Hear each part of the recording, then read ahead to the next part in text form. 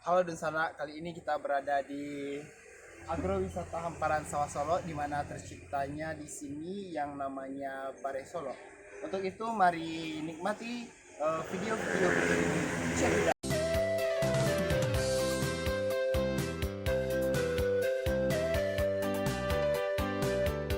Agrowisata Sawah Solo merupakan sebuah destinasi yang sangat memanjakan mata, sebab beras yang terkenal di Sumatera Barat adalah Bare Solo. Tak heran jika di sini adalah hamparan sawahnya.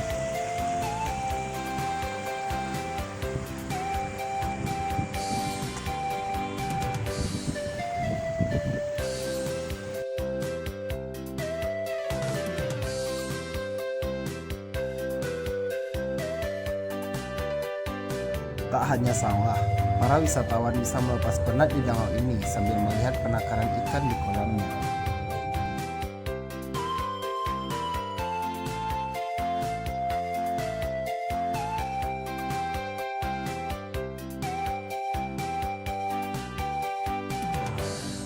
Saya pun menikmati gorengan yang tersajikan. Sungguh nikmat, dihiasi pemandangan yang sangat memanjakan mata.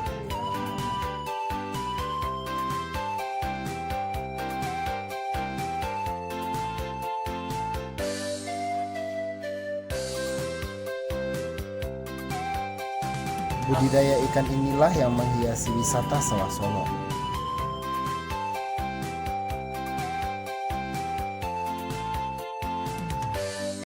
Sekian video dari saya.